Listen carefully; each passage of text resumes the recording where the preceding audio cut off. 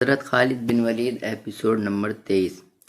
اور ایسی بہت سی طنز اور غصے سے بھری ہوئی آوازیں مکہ کے گلی کوچوں میں گشت کرتی رہتی تھی۔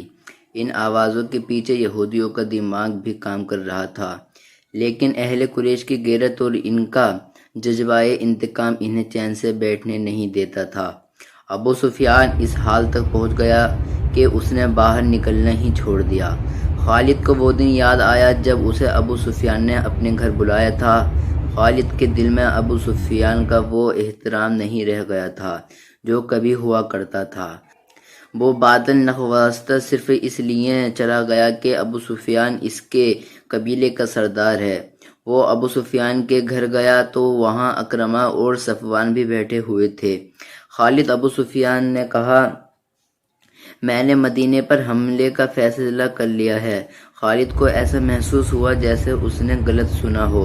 اس نے اکرمہ اور صفوان کی طرف دیکھا، ان دونوں کے ہونٹوں پر مسکراہٹ آ گئی۔ خالد ابو سفیان نے کہا، جس قدر جلدی ہو سکے لوگوں کو مدینے پر حملے کے لیے تیار کر لو۔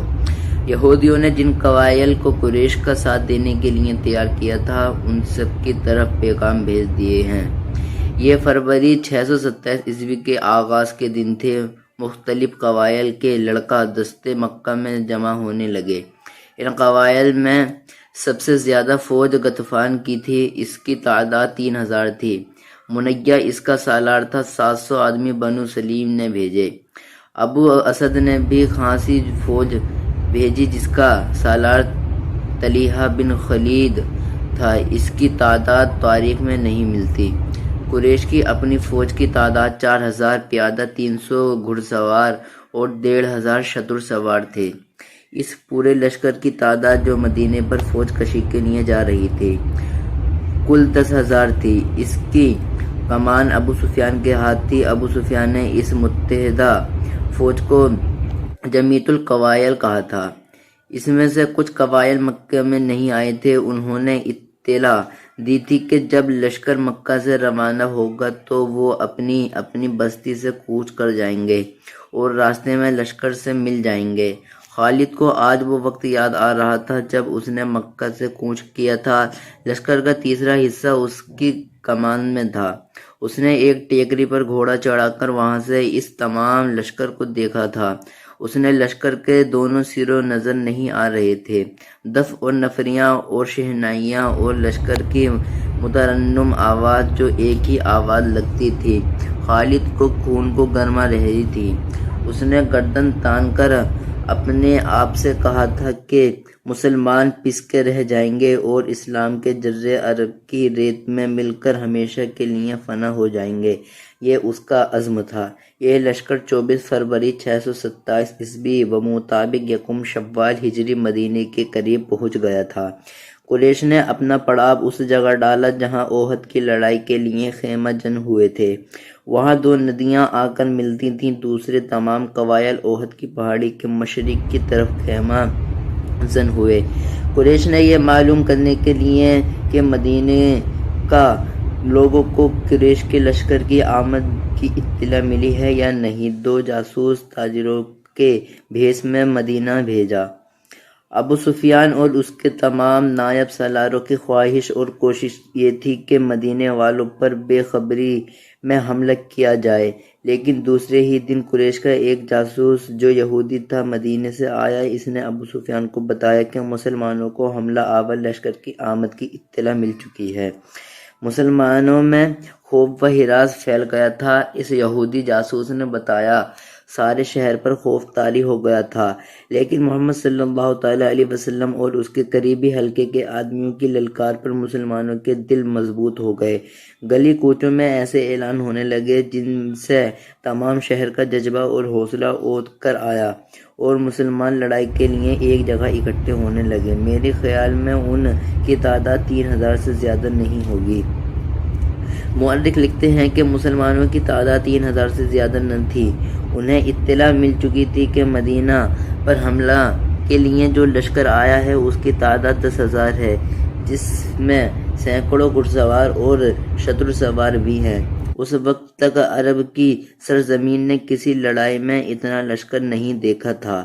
تعداد کو دیکھا جاتا اور فن حرب و جرب کے پیمانے سے دونوں اطراف کی فوجوں کو ناپا تولا جاتا تو مسلمانوں کو لڑے بغیر ہتھیار ڈال دینے چاہیے تھے، یا وہ رات کی تاریکی میں مدینے سے نکل جاتے اور کسی اور بستی کو اپنا ٹھکانہ بناتے۔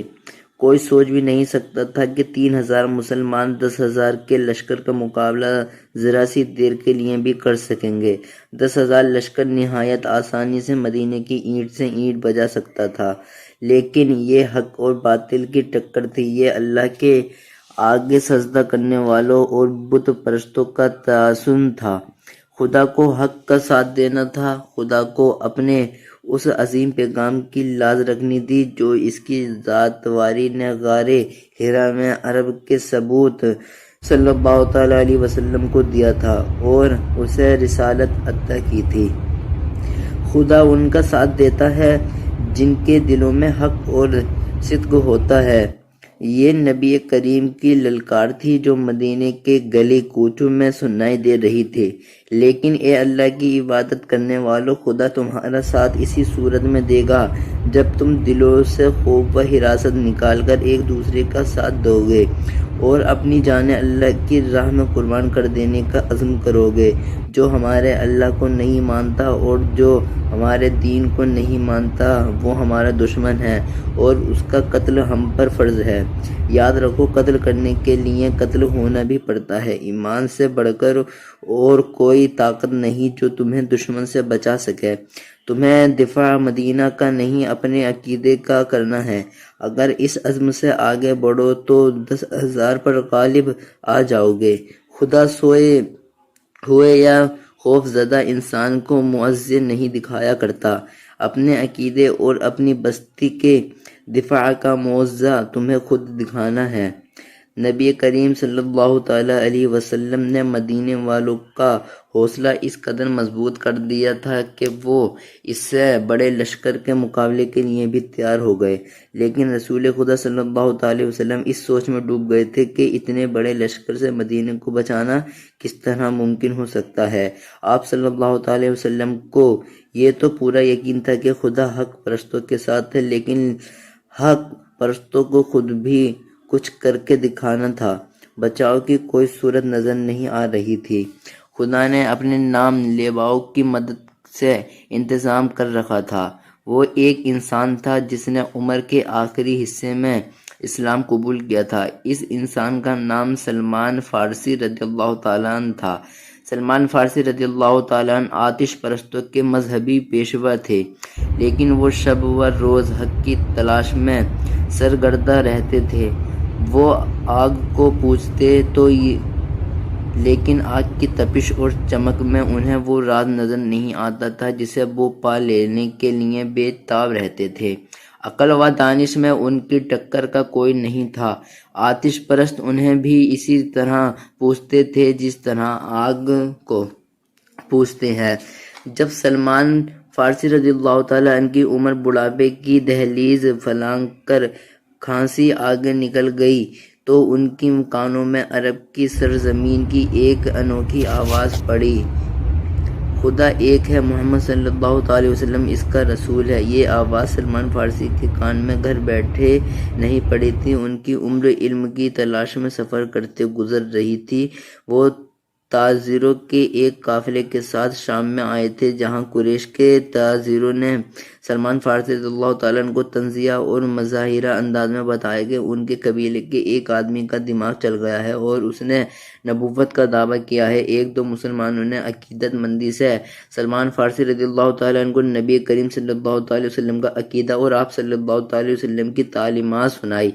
سلمان فارسی رضی اللہ تعالیٰ عنہ نے سب سن کر چونک پڑے۔ انہوں نے ان مسلمانوں سے کچھ اور باتیں پوچھی، انہیں جو معلوم تھا وہ انہوں نے بتایا، لیکن سلمان فارسی رضی اللہ تعالیٰ عنہ تشنگی محسوس کر رہے تھے۔ وہ اتنا متاثر ضرور ہو گئے تھے کہ انہوں نے نبی کریم صلی اللہ تعالیٰ وسلم تک پہنچنے کا فیصلہ کر لیا۔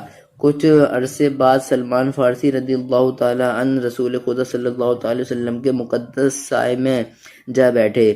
انہیں وہ راج مل گیا جس کی تلاش میں وہ مارے عمر گزار رہے تھے۔